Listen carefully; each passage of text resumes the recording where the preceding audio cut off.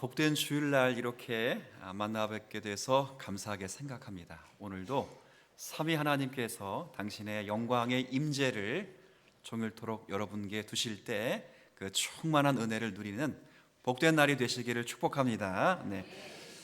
오늘 우리가 읽은 본문은 그 아브라함이 블레셋 나라의 왕인 아비멜렉이라고 하는 왕에게 아내를 빼앗긴 사건이에요.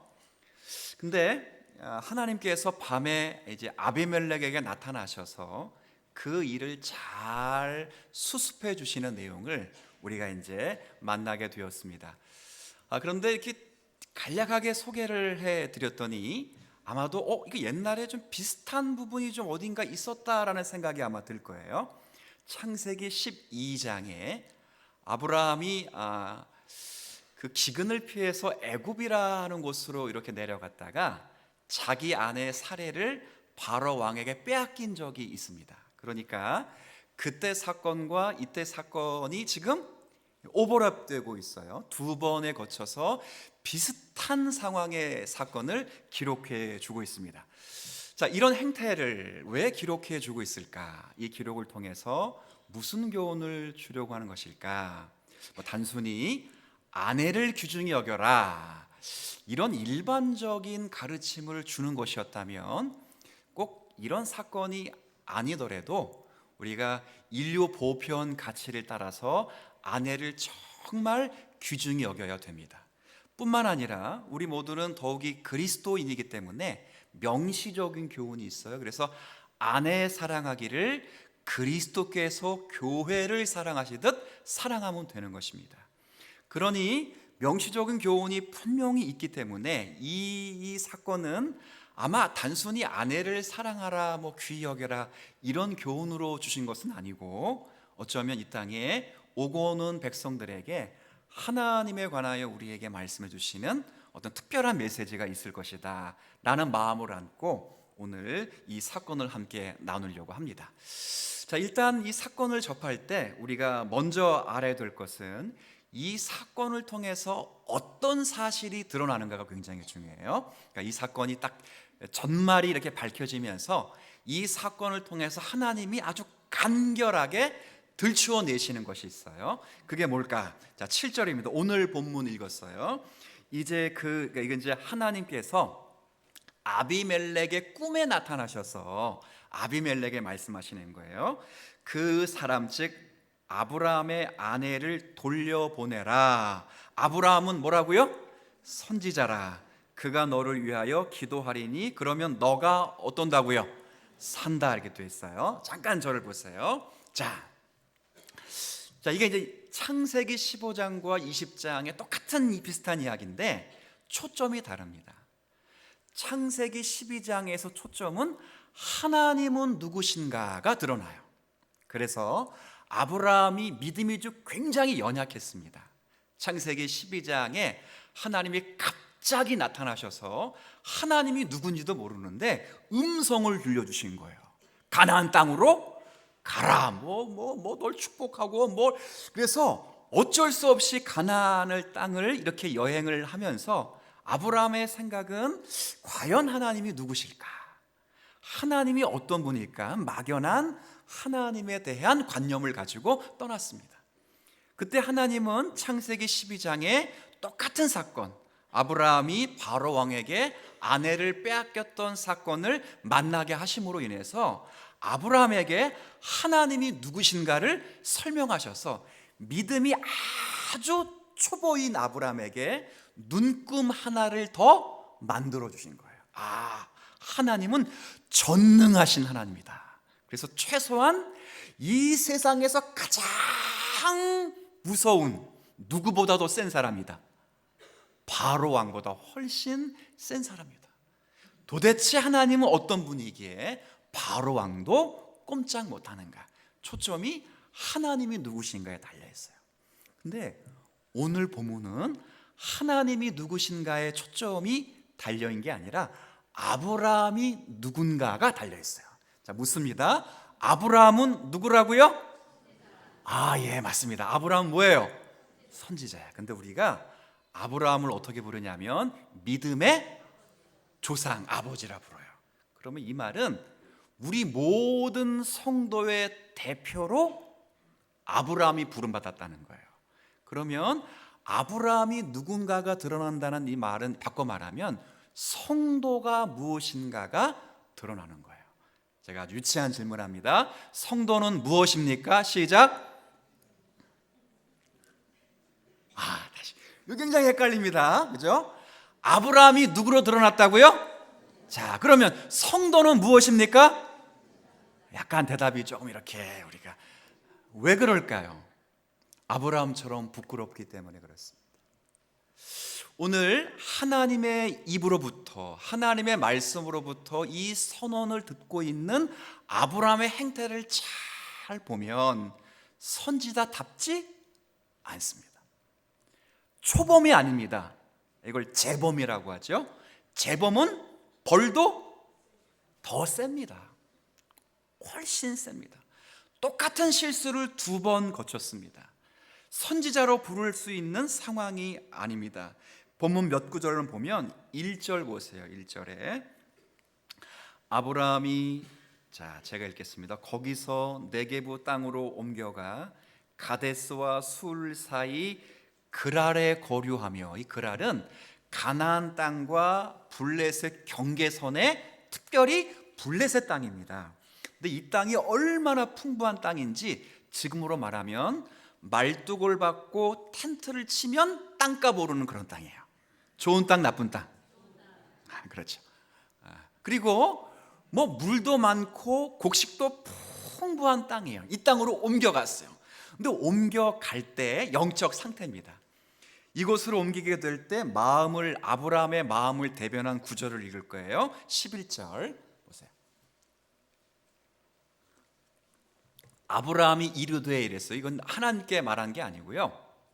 이제 전말을 다 알게 된 아비멜렉이 이제 아브라함에게 찾아와서 너 왜 아내를 누이라고 속였냐? 그럼 따지는 거예요. 너 때문에 나 죽을 뻔했다. 니네 하나님 때문에. 그럴 때 아브라함이 변명을 하는 거예요. 그랄로 오면서 왜 그렇게 거짓말을 했는지 변명하는 겁니다. 11절 같이 읽습니다. 시작. 아브라함이 이르되,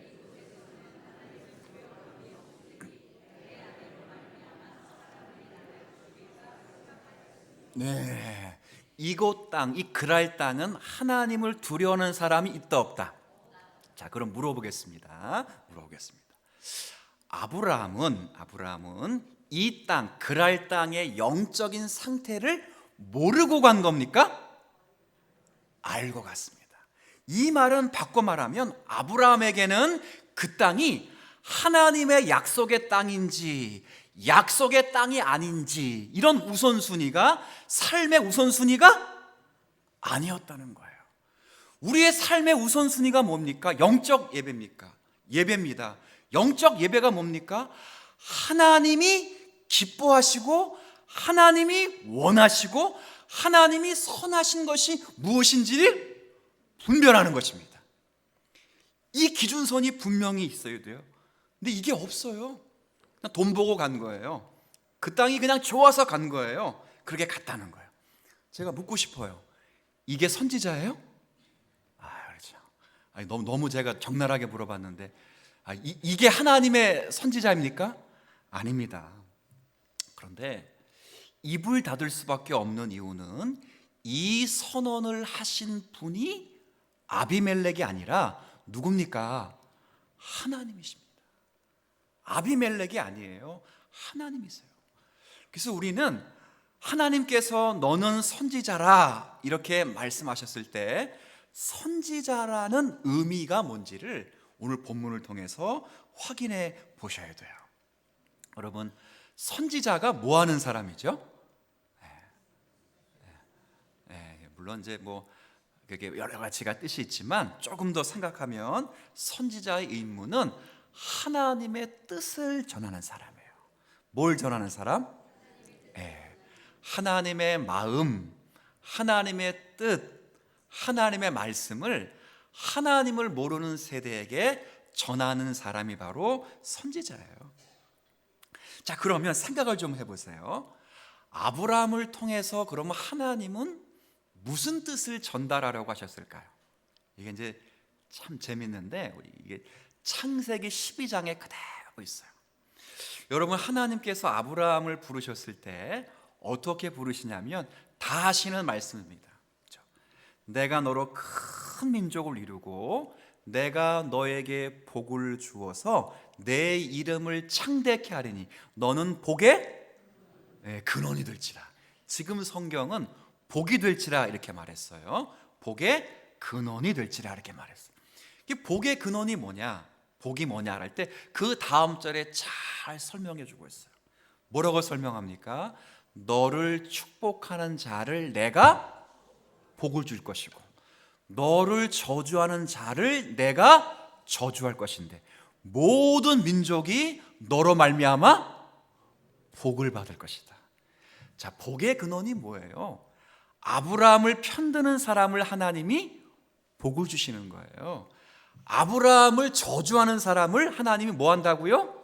징계하시는 거예요. 이렇게 되어가고 있는 측면에서 아브라함은 특별한 사람입니다. 이런 역할을 아브라함이 이미 하고 있었어요. 우리 지난주 창세기 19장 말씀을 읽으면서 우리 29절에 이런 말씀 있죠. 하나님이 이 소돔성을 이렇게 멸하실 때, 자 보시면 소돔성을 엎으실 때 누구를 생각했다 그랬어요? 아브라함을 생각해서 엎으시는 중에 롯을 아브라함을 생각 기억하지? 엎으시는 중에 내 보내셨더라. 이게 누구를 생각했다는 거예요? 아브라함입니다. 아브라함이 기도하는 사람을 하나님이 복을 주시는 거예요. 아브라함을 편드는 사람, 아브라함 편에 서는 사람, 아브라함을 축복하는 사람을 하나님이 복 주시겠다고 하는 아브라함의 역할이 드러나고 있는 본문이에요. 여러분, 똑같습니다. 지금 내용도 그가 선지자라고 하는 것은 하나님을 위하여 하나님의 뜻이 드러나게 하는 그런 자리에 아브라함이 지금 서고 있다는 것을 선언받는 거예요. 근데 여기가 놀라워요. 제가 이제 놀랍다고 한 이유가 하나 있어요. 놀라운 이유는 이렇게 되어가고 있는 상황에 아브라함 자신이 가지고 있는 어떤 순종, 혹은 아브라함 자신이 가지고 있는 지혜, 혹은 아브라함 자신이 가지고 있는 의가 그를 그렇게 만들어가는 것이 아니라는 거예요. 아니에요. 오늘 본문을 다시 한번 이렇게 쭉 보면 사실은 아브라함이 하나님 편에서 사람들 앞에서 그는 내 선지자라라고 선언되고 있지만 그 선언받고 있는 자리가 그렇게 훌륭한 자리가 아니에요. 오늘이 창세기 20장이거든요. 사실은 똑같은 이야기가 창세기 몇 장이 있었냐면 12장이 있었습니다. 이 기간 동안은 몇 년이 흘렀냐면 25년이라는 시간이 흘렀어요. 하나님은 긴 시간 동안 하나님이 자기 민족을 어떻게 이루실 것인가를 알게 하시기 위해서 하나님이 여기 아브라함에게 계시를 주셨어요. 내가 너를 통하여 큰 민족을 이루시겠다 이렇게 말씀하셨을 뿐만 아니라 그 수없이 아브라함의 실수를 거듭하는 실수 가운데 찾아오셔서 하나님은 아브라함을 통해서만 큰 민족을 이룰 것이 아니라 창조 질서 가운데 깨져 있는 가정을 회복하시듯이 아브라함과 그의 아내 사라를 통해서 큰 민족을 이루시겠다고 약속하시고 하나님이 그에게 이삭을 주실 것을 말씀해 주셨어요.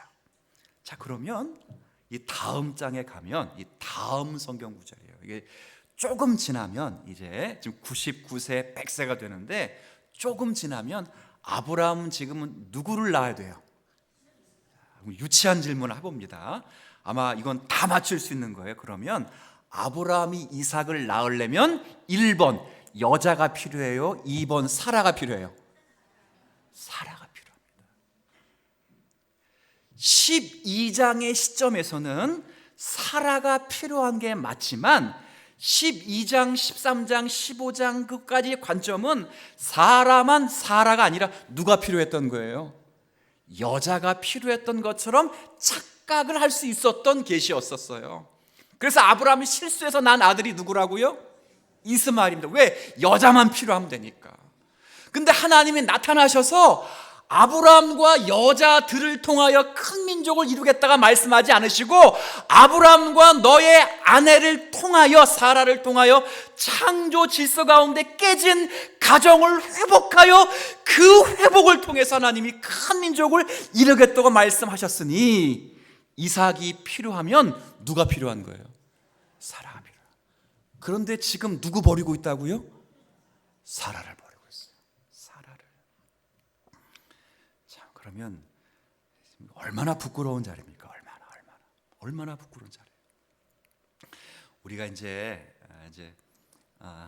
누군가에게 어떤 좋은 이야기, 나 참 훌륭한 사람이다 이렇게 말을 들으려면 시험 봐가지고 이렇게 아마 1등하고 뭐 이렇게 2등 정도 했을 때, 야, 너 똑똑해, 이런 이야기를 들으잖아요. 근데 만약에 반평균을 깎아먹는 그런 사람이 있으면, 야, 넌 이 밤에 꼭 필요해, 이렇게 말하기가 굉장히 어려워. 아마 선생님 같은 분이, 그런 분도 계시겠지만 대부분은 얘만 아니었으면 우리 반 평균이 올라갔을 텐데, 뭐 그런 생각하시는 분이 계세요. 평균 깎아먹는 사람, 저 같은 사람이 거기 있었잖아요, 그죠? 그래도 있었어요. 근데 하나님은 평균을 깎아먹는 정도가 아니라 밑바닥에 거쳐 있는 그 사람을 향하여 여전히 하나님은 말씀해 주시는 거예요.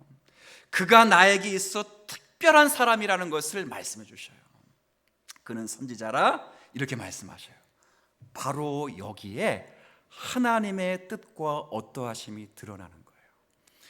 그러니 아브라함이 선지자라 이렇게 말하는 건 다른 게 아니라 하나님의 어떠하심과 하나님의 뜻이 드러나는 것, 이게 하나님의 선지자 역할이에요. 다시 말할게요. 하나님의 선지자 역할은 설교를 잘하거나 그런 이야기를 하는 게 아니라 하나님의 어떠하심과 하나님의 뜻이 일생 속에서 드러나는 것을 이야기해 주는 거예요. 여러분, 기독교 역사상 제일 흔한 실수가 뭐냐면, 이건 신앙의 걸림돌이 뭐냐면, 은혜가 들어설 자리에 하나님의 은혜가 들어설 자리, 인간의 성의가 대신하는 것입니다. 물론 인간의 성의라고 하는 것은 하나님께 받아들여지는 어쩌면 귀한 헌신일 거예요. 그래서 하나님께서도 그것을 마다하지 않으십니다. 그 인간의 성의와 인간의 귀한 헌신을 받아들이셔요. 신명기에 보면, 신명기의 핵심은 여호와를 사랑하라는 것이죠. 그 사랑하라 앞에 많이 뭐가 붙어 있어요. 마음을 다하고 뜻을 다하고 힘을 다하고 마지막에 목숨을 다하여 여호와를 뭐하라고요? 사랑하라. 이건 우리의 성의예요. 우리의 귀한 헌신이라고요. 그런데 그 귀한 헌신이 근거가 되었다는 이야기는 아니에요.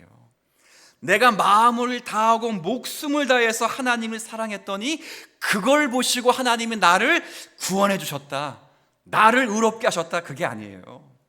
지금 하나님이 선지자 아브라함을 통해서 확인하게 해주신 시점은 바로 그거예요. 그가 나에게 있어서 특별한 사람이라는 칭호와 인정을 받을 때가 언제인가를 분명히 해두어라. 그가 넘어진 자리다. 그것도 똑같은 실수를 해서 또 넘어진 바로 그 자리다. 그러면 우리 같으면 너 죽을래? 다시는 선지자 아니야, 넌 끝이야, 이렇게 말해야 되는데, 그러나 하나님은 그렇게 하지 않으셨어요. 오히려 넘어진 그 자리에 찾아오셔서 너는 선지자라고, 너는 선지자야, 내가 너에게 기대하는 바가 있다고, 너가 기도하면 내가 응답해 주겠다고 말씀하시는 하나님이에요. 그의 실패 때문에, 그의 좌절 때문에 그에게 사역을 뺏지 아니하시는 하나님, 그리고 변함없는 기대를 갖고 계시다고 말씀하신 하나님, 여기에 하나님의 은혜가 있어요. 여러분, 우리 이제 이야기를 좀 할 거예요. 주 앞에 얼마나 많이 자주 실수합니까? 얼마나 많이 넘어지고 실패합니까? 그러나 하나님은 그것 때문에 우리를 향한 기대를 거두지 않으신다는 거예요. 누굴 보라고요? 아브라함을 보라고요. 나는 부끄러워서 자격지심 때문에 하나님 내 기도를 들어주실까? 주님 아직도 나를 살펴주실까? 이런 계명적인 마음 때문에 감히 입술을 열어 하나님 앞에 기도하지 못할 때가 얼마나 많은지 몰라요. 그러나 주님은 그때도 여전히 우리에게 말씀하셔요. 이렇게 말씀하십니다. 아니야, 나는 아직도 너에게 기대하는 바가 있어. 너는 참 귀한 사람이야. 하나님의 사람이야. 너는 쓸모가 있어 없어를 떠나서 나는 너를 통하여 나의 계획을 반드시 이루어야 말 거야 라고 말씀하신 하나님, 이 하나님을 저와 여러분이 찬양할 수 있는 이 아침이 되었으면 좋겠어요. 여러분, 하나님은 신앙의 근거와 이유가 사람 편에서 성립되는 것을 기뻐하지 않습니다. 사람 편에서 성립되는 것을 뭐라고 말하냐면 성경은 자랑이라고 말해요. 자랑. 근데 하나님은 사람 편에서 우리의 신앙의 근거와 구원의 이유가 성립되는 것을 기뻐하지 않으세요. 근데 이 문제를 착각했던 교회가 대표적으로 있는데 고린도 교회라는 교회예요. 근데 고린도 교회 성도들의 어떤 잘못된 것은, 심각한 것은 자신이 구원받은 이유, 신자가 된 이유가 다른 사람들보다 남다른 것, 다른 사람들보다 신적 소양이 월등히 뛰어났기 때문에 자신이 구원받았다라고 생각을 했다는 거예요. 바꿔 말하면 이 이야기는 은혜를 입었다가 아니라 자신이 복음을 이해했기 때문에 구원을 많이 받고 은사를 받았다고 착각해버린 거라고요. 은혜를 잊어버린 겁니다. 그때 사도 바울이 고린도 교회를 꾸짖죠. 우리 가운데 부르신 자들을 잘 보아라. 문벌 좋은 사람이 있느냐? 능력이 많은 사람이 있느냐? 부한 자가 있느냐? 그렇지 않다.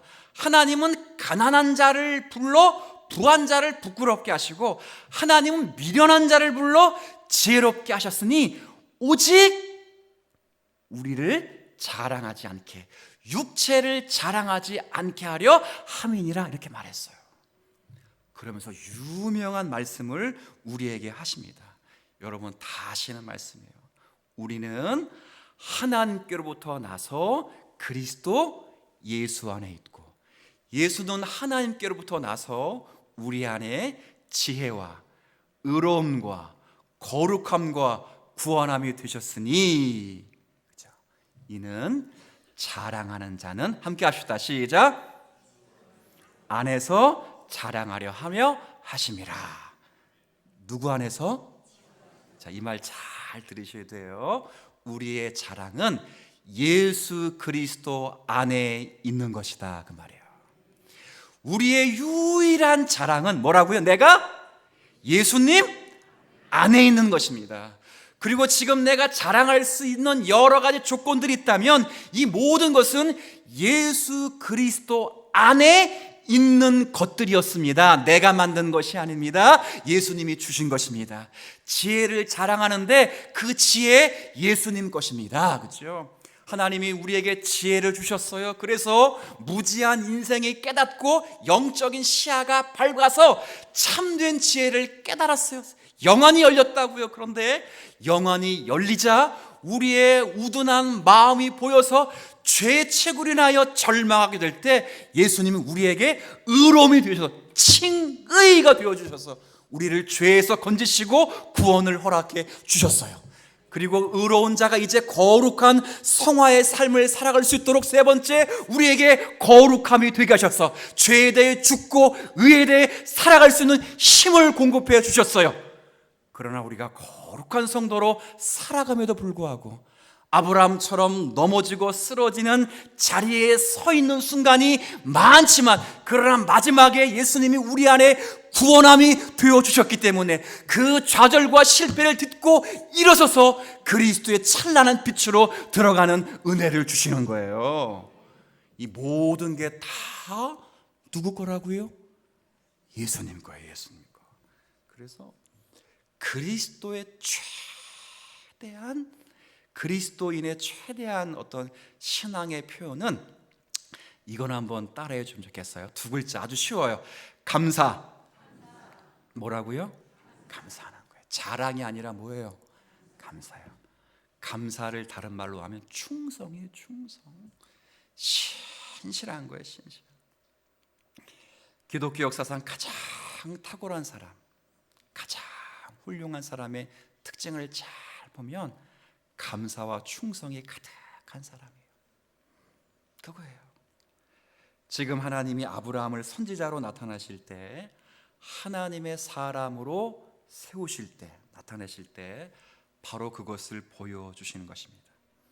여호와 하나님을 믿는다는 것이 무엇인지, 우리의 믿음이 무엇이어야 하는지를 증명해 주시는데, 이를 위해서 하나님이 아브라함을 선택하시고 아브라함을 부르시고 또한 세우셔서 아브라함의 전 생애를 통해서 하나님이 자신이 누구신지를 드러내주고 계셔요. 이렇게 드러내시는 것은 하나님이 자기가 잘났다 자랑하기 위함이 아닙니다. 바로 하나님이 아브라함에게 자신을 드러내시는 단 한 가지 이유가 있다면, 아브라함으로 인하여 하나님을 가장 큰 상급이요 방패로 부를 수 있도록 하나님이 다가와시고 우리에게 하나님을 보여내시는 거예요. 아브라함은 시간이 조금 지나면 온전히 하나님 자신을 가장 큰 상이요 방패로 여기게 될 거예요. 그때까지 하나님은 그의 인생에 손을 담가 두십니다. 거룩한 창조자가 가장 죄를 깊게 지었던 그 순간에 아브라함이 넘어지고 쓰러진 자리에 손을 담으시는 것은 그에게 강요하시거나 그의 실패를 꾸짖는 차원이 아니라 그의 좌절을 마주하시면서 설득하시고 베푸시는 하나님이 노하기를 더디하시는 은혜로 다시 세워주시기 위함이라고요. 이 은혜가 지금도 충만한 거예요. 그 자리에까지 아브라함을 세워주셨듯이 우리를 세워주시는 거예요. 우리의 이야기를 들으십니다. 우리의 기도를 경청하십니다. 여러분의 탄원에 마음 아파하십니다. 이것도 고마운데 하나님은 우리의 삶에 오셔서 피 흘려 죽으십니다. 보잘것없는 우리의 삶에 다가오시고 이 더러운 나의 인생 가운데 주님이 들어오셔서 손을 넣고 우리의 인생의 삿발을 잡으시고 하나님 자신이 살과 피를 드러내셔요. 이게 기독교예요. 이것이 하나님의 참 모습이에요. 그래서 우리는 아까 따라했던 게 있어요. 뭐요? 감사요. 경이롭고 감사할 일밖에 없어요. 보잘것없는 인생을 위해 하나님은 지금도 일하시거든요. 하나님께서 손을 들이미시는 우리의 인생 속 현실 하나하나는 얼마나 굉장한 일인지 몰라요. 여러분이 잘할 때마다 하나님이 하나님 되심이 드러나는 게 아니고, 오늘 본문에 보니까 여러분이 실패하고 좌절하고 연약해서 고개를 들어 하나님 앞에 기도하지 못할 때도 하나님은 여러분을 찾아오셔서 여러분을 성화시킬 수 있는 따뜻하고 아름다운 하나님이시라고요. 그래서 성도는요, 아무것도 없는 것처럼 보이지만 세상을 위해 기도하고 세상을 구원하는 자예요. 마지막으로 한 구절을 읽을 텐데 17절 한번 보세요. 17절.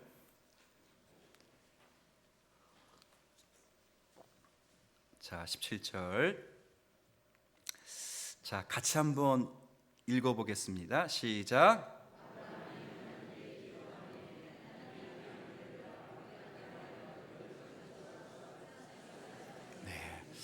아까 7절에 하나님 뭐라고 그러냐면 그는 선지자라. 그가 너를 위해 기도하면 뭐라 했어요? 살리라 그랬어요. 진짜 살아요. 산다고. 전말이 딱 밝혀졌어요. 하나님이 아마 아비멜렉의 집에 태문을 닫으신 것 같아요. 징계를 내리신 것 같아요. 아비멜렉이 못한 게 하나도 없어요. 심지어는 기도해 보면 아비멜렉이 하나님과 대화를 보면 나 범죄한 사실이 없다고 말했고 하나님도 그걸 인정해 주셨어요. 그러나 아브라함을 세우기 위하여 그 가정에 태를 닫았어요. 아브라함이 기도할 때 그 태를 하나님이 뭐 하셨어요? 열어주셨어요. 선지자가 되어갔어요. 제가 이거 보면서 참 놀라운 일이 하나 깨달은 게 있어요. 뭐냐면 아브라함은 정작 자신을 위해서는 아들 문제도 해결하지 못하고 있잖아요. 그렇죠? 아니 사라 없으면 돼요, 안 돼요? 안 되는데도 팔아먹고 있어요. 그러니까 자기 문제를 위해서는 정작 아들 문제 하나도 해결하지 못하지만 모든 사람을 위하여 기도하는 사람으로 있다고요. 자신은 이름 없는 족장에 불과했으나 왕을 구원하는 사람으로 있다고요. 우리가 그렇게 살아가는 거예요. 하나님이 개입해 주셨기 때문에 그래서 사도는 성도의 역설적인 모습을 고린도후서에 이렇게 말합니다. 근심하는 자 같으나 항상 기뻐하고 가난한 자 같으나 많은 사람을 부요하게 하고 아무것도 없는 자 같으나 모든 것을 가진 사람이로다. 아멘. 우리가 그런 사람이에요. 어떻게 그게 가능합니까? 우리가 그분의 백성이기 때문에요. 그리고 그분의 한 번 더 고백할까요? 선지자. 네, 오늘 선지자 배웠어요. 가서 말씀 전하고 하나님의 뜻을 전하는 것만이 선지자가 아니라 우리 내면의 세계에 하나님이 끊임없이 자신을 비추시기 위하여 찾아오시기로 작정한 모든 사람은 다 뭐예요? 선지자예요. 가서 말씀을 다 못 전해도 다 설교를 못할지라도 하나님이 여러분을 찾아와 주셔서 절망 가운데서도 하나님의 사랑을 은혜를 깨닫게 하시도록 여러분을 훈련시키시면 여러분 뭐라고요? 선지자예요. 선지자. 여러분 마침내 승리할 거예요. 여러분 생각해 보세요. 우리를 위해 죽으시고 부활하신 주님이 다시 살아나셨다면 우리를 위해 십자가를 지시고 피 흘리신 주님이 완벽하게 지금도 살아서 우리를 위해 기도하신다면 사랑하는 여러분, 저와 여러분도 마침내 승리하게 될 줄로 믿습니다.